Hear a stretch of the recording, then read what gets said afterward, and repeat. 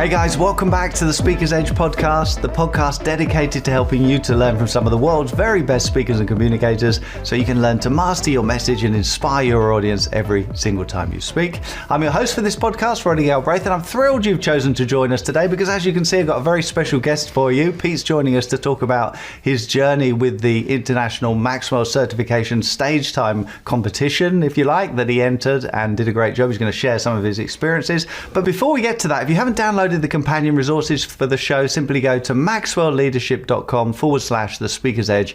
You can download the resources. And if you enjoy the show, we'd love it if you rate and review the show as well. So first of all, Pete, I think what we'll do is we'll play your video so everyone can see you on stage in front of thousands of people, and then we'll talk about your journey. Okay, great. All right, watch this. A few years ago, I was sitting in the audience listening to a speaker, and he was so good. He made such an impact on me that I began to dream of becoming a speaker myself. There was only one problem. I was petrified of public speaking. So I joined Toastmasters, and as I stood to give my first speech, my heart was pounding in my chest. As I walked, my feet felt like they were made of concrete. By the time I reached the podium, my entire body was convulsing with fear. It was awful. But I finished that speech, and I did several more, yet that fear never went away. That's when I thought of the perfect training for professional speaking: karaoke. Would you like to hear me sing some karaoke? No, the correct answer is no. I'm a horrible singer. That's why I thought, if I can sing in front of people, well, speaking will be a breeze, right? So I sang karaoke 5 times. I tortured 5 different audiences so that when I got on the stage next time, no, I was still scared. So I said to my coach, I've still got this fear of speaking, Todd. I've even done karaoke and it won't go away. And he said, well, what if it never goes away, Pete? What if every time you step on the stage, you're scared? Will you still do it? I said, yeah, of course I will. This is important to me. And he said, well, what's the problem then? I mean, you're already doing it. Why does it matter if you're scared? I finally realized that I was so focused on the fear because as a man, I thought being afraid meant that I was weak. But now I could see it was okay to be afraid. It just wasn't okay to let that fear stop me. At the end of the day, if you're struggling with fear, that fear is not a sign of weakness. If anything, it's just a sign that you're human. I mean, the true test of strength isn't whether or not you have fear, right? It's how you respond to that fear. Will you sit still? Will you let it stop you like it almost did me? Or will you reach right through it and grab your dreams on the other side? Thank you.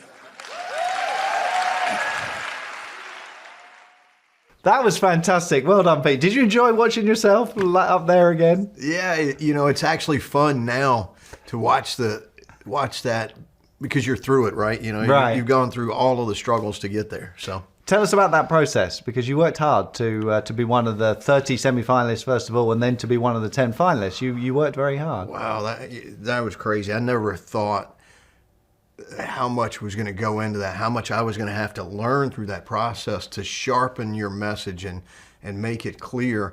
And then I remember when we did the semifinals and everybody had these great stories and I was like, well, you did a great job, Pete, but you're not making it. Right. And then you get the email that says, hey, you're actually one of the finalists. So that was a great journey. So yeah, you had a great story, because it's not about necessarily, I'm not saying you weren't one of the best speakers, but it's not about putting the best speakers up. We want to represent a mix of different speakers for the audience so people can really see different people, different stories, different backgrounds. And you had a very kind of disarming style. All of the judges commented on, you know, you're very real in that position, very authentic. Yeah. And you're talking about fear and overcoming fear, and you did a great job in doing that. You were kind of living your message in front of our eyes. That's a fact. And And how do you get over fear like that? You step into it and you do it over and over again, and the fear diminishes, right? Right. That's the only way. And I love in the story, you just heard him talk about it. What's the best way for me to get in front of an audience to try and outgrow this fear? Karaoke. If you can stand up sober and do karaoke in front of people, then yeah, that's a great way to face the fear, isn't it? And to outgrow. It is, and the crazy thing to me, I thought that meant the fear was going to be gone when I stepped on the stage, and it wasn't. And then you realize, hey, this is important to me, and I'm just going to do it anyway. Yeah, so fear, though, that's a great point that you pick up on, because you feel like gathering information, like, oh, I get it now, so therefore I'm cured. But it's more like, instead of like an on-off switch, it's more like having a can of Coke, pouring the Coke into a glass, and then gradually putting teaspoons of water in.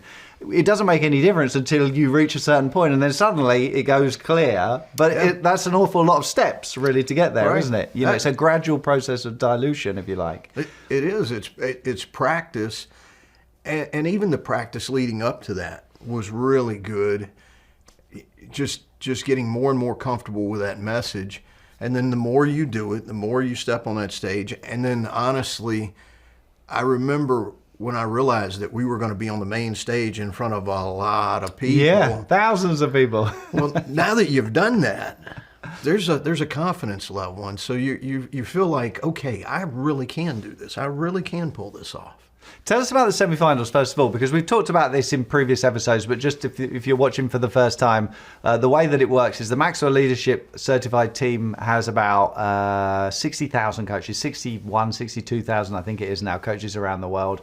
And some of them, when they're coming back to an International Maxwell Certification event, an International Maxwell Conference, which we do twice a year, then some of them decide that they want to try out to be on stage in front of everyone there. So we call that process stage time. So Pete was in that process. We whittled down the entrance to 30 semi-finalists, and then it used to be on stage the night before in the old days. I think when you did it, it was on Zoom, right? We were still doing it on Zoom? No, it was live. No, it was live, but it was on Zoom. Yeah, you're right. Yeah, because we used to do it at the event the day before. Okay. So this was live on Zoom, and so Pete is like sitting there with 30 other contestants and the judges, and then one by one you get 3 minutes, no do-overs. You can't say, sorry, I missed a bit, can we go back and redo it? You have to just show us what you've got, no notes, holding a microphone, under 3 minutes, and then we pick the finalists from that. So you're watching person after person deliver their story, and everyone did really well, don't they? They always do. Wow. Yeah. And at the end of that, you're thinking, well, yeah, I don't make the cut compared to them. No, is that what you were thinking? I didn't think I'd make it at all. There were so many really good stories that I thought, there's no way, based on stories. I don't have that kind of story. It's a cool story of overcoming fear, but nothing like some of the other folks that were talking. And I don't know, it's just such a great experience, because you're learning and you realize, man, I actually can do this. And right. Even though you know, I didn't think there's a way in the world I would make it, but there you are. It's kind of like an art and a science, really. It is. There's a science to it. There's a process to develop, but then there's all kinds of different mixes. What works for one person in one situation doesn't necessarily work for somebody else, and so everyone has their unique stories, their unique personality, their unique style, their way of explaining it, and it just kind of comes together in a magical way, different for everyone, and so you can't really judge.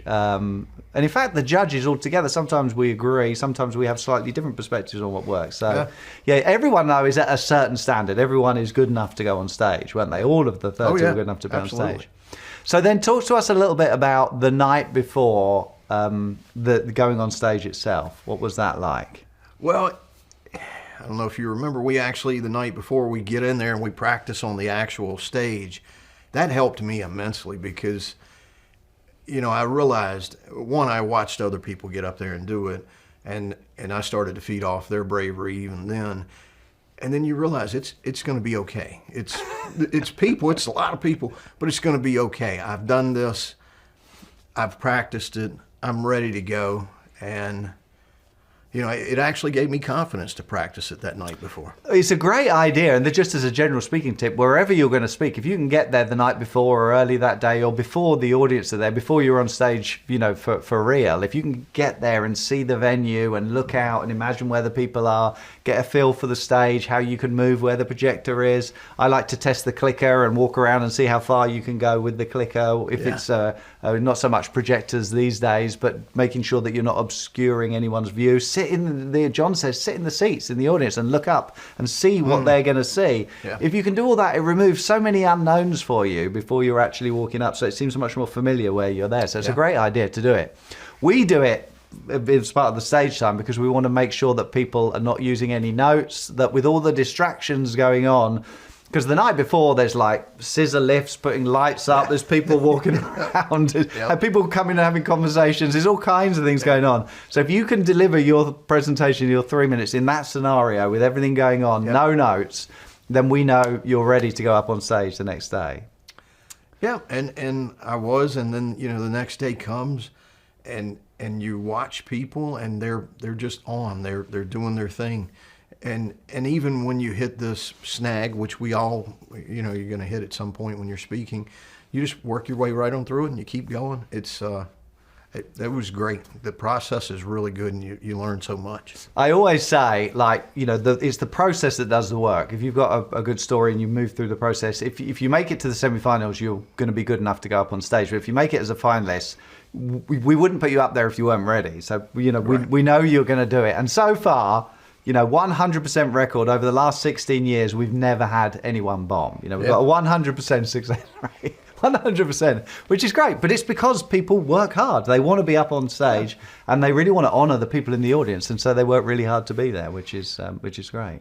It is, and then how do you learn something that you don't know really well as fast as you can learn it? And that's mentorship. Right. You think about the Maxwell program, when you come in, the next level is mentorship.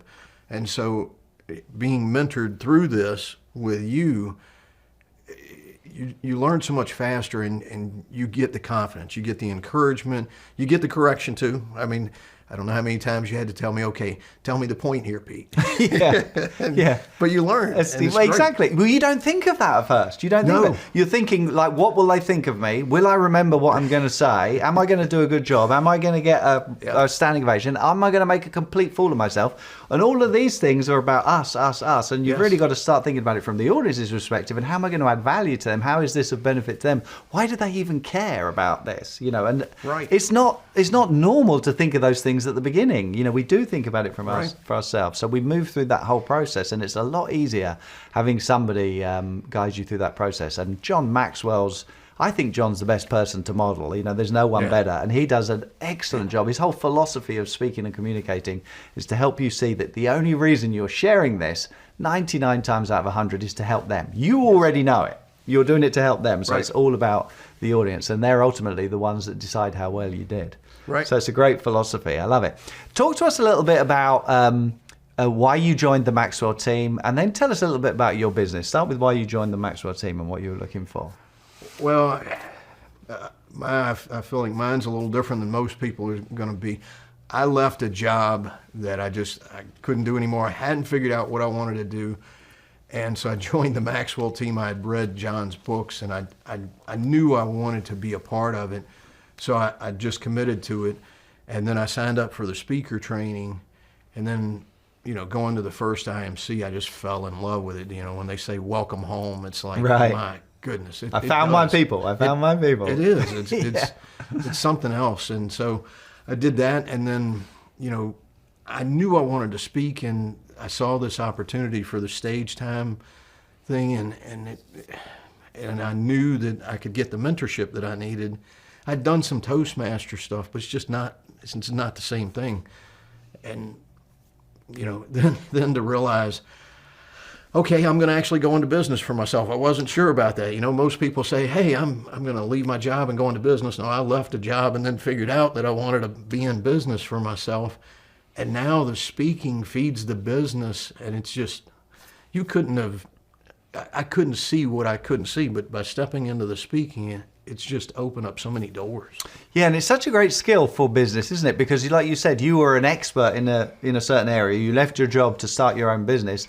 And many of you, I think, probably in a same situation, or you want to be in the same situation where you're an expert and you want to start a business as an expert in that area. And then suddenly, as you found, you're not an expert anymore. You're a complete beginner in the other 90% of the things that you need to do in business to be successful in business.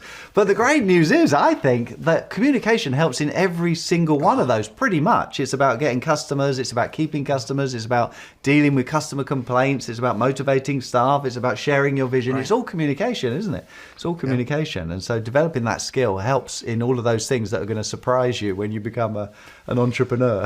Yes, it is. You don't, or at least I didn't realize that I could have this great product, but if I can't communicate it, and if I can't communicate it clearly and simply, John in the 16 Laws of Communication talks about how your message has to be simple. Right. How important that content is.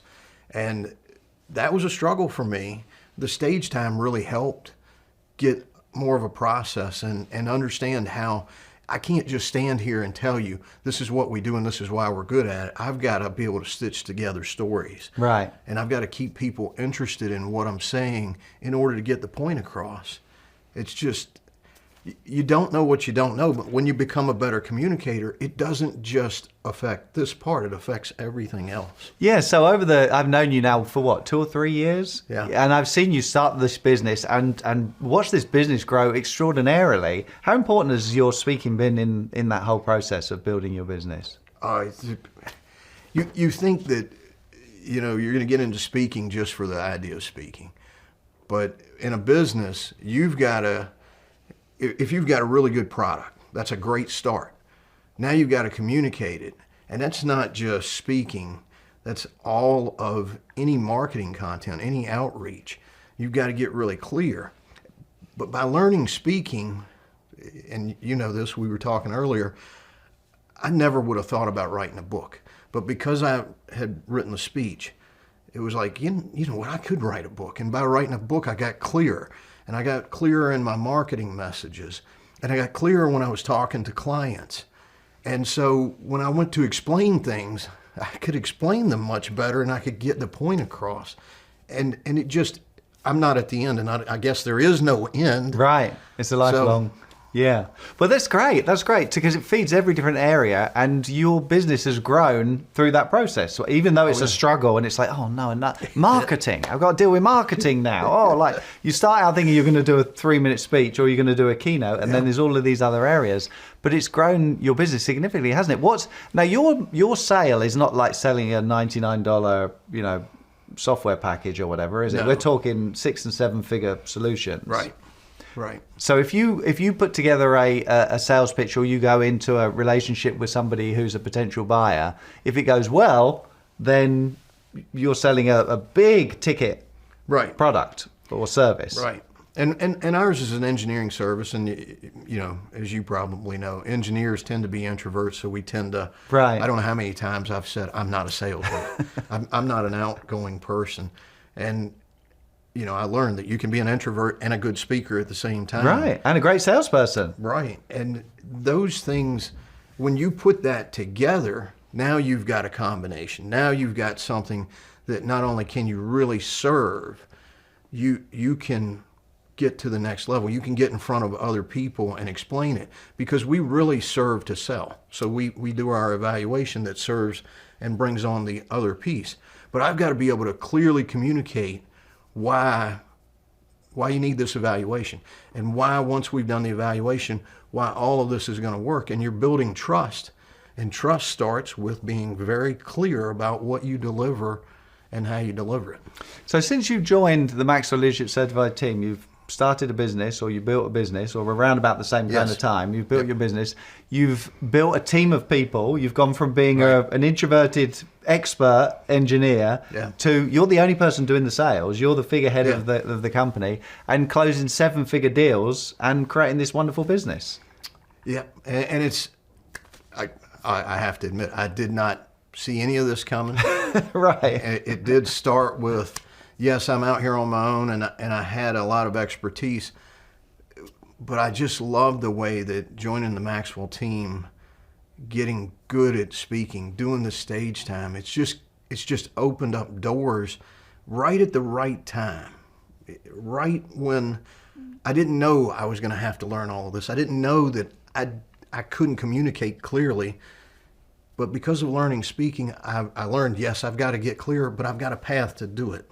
Right. It's just the growth that I've gotten, because I'm not a coach, but through what we do in our business, I do mentor our clients through a process. Right. And so every facet of the Maxwell team has just fed that growth for me. Yeah, that's fantastic. It's great to see that. So if somebody was maybe somebody like you, or just somebody that's interested in developing their communication skills, somebody's looking to become an entrepreneur, would you recommend the Maxwell Leadership Certified team to them? Would you? Oh, absolutely. That's one of the things when I go there, a lot of the people are coaches, but I developed so many friendships at the IMC.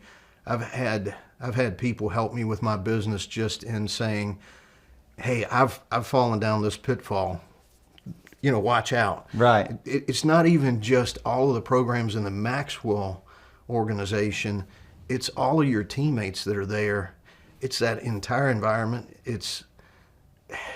Everybody's growing. Yeah, and everyone's well, I just don't want to say everyone. It's probably unrealistic to say everyone, but the vast majority of people are wonderful, life-giving people, aren't they? Yeah. Wherever you go, So you're probably, if you're interested in this topic, you're probably a life-giving person, and probably the people around you are not quite as enthusiastic about life or encouragement or adding value to other people as you are. But when you take people like you and us and put them all together in a room, it's an amazing feeling, isn't it? Being with 2,000, 3,000 people who are life-giving and want to make a difference in the world. So it's a great experience, and you can't help but be kind of lifted up by that. I think it's very special, very special. I think so, and the stage time is a place where that all culminates, because you're all doing the same thing. You're after the same goal. And in some ways, yes, you're competing, but you're not competing with other people. You're competing with yourself. You're competing to become the best form of yourself. And your brothers and sisters that are doing that with you, it was so cool, because I think there was one other guy when I was doing stage time, and all the rest were ladies. And so it was like one brother and all my sisters out here doing this. And I really fed off of them, Roddy. I mean, the commonality of knowing what we were doing and going through together. And to me, that's really the Maxwell team. Everybody's learning and growing. Right. It just well, that's what's so neat about you, I think, is because you started out thinking, I want to be a speaker, and you are a speaker, but you're speaking in your area of expertise in your business, growing your business, and so you've adapted it to your unique situation. And the crazy thing is, I can't look back and say, well, if I didn't do the speaking, would I have been successful? But I can say, if I hadn't done the speaking, I would not have been as successful in the business, because those skills have taught me communication. Right, fantastic. And when I look at your business, I see a great product that people really do need, but you've worked so hard in getting good at communicating that message to people so they can see that you we can help them. Because it's not, like I said, if it's a 7-figure contract, people aren't just going to say yes on a whim, are they? You've got to be able to show them, we can do this, and you've got to be able to deliver it. Right, and that starts with communicating what that product is. And at the end of the day, if you can do that clearly and in a way that's compelling, people will give you an opportunity.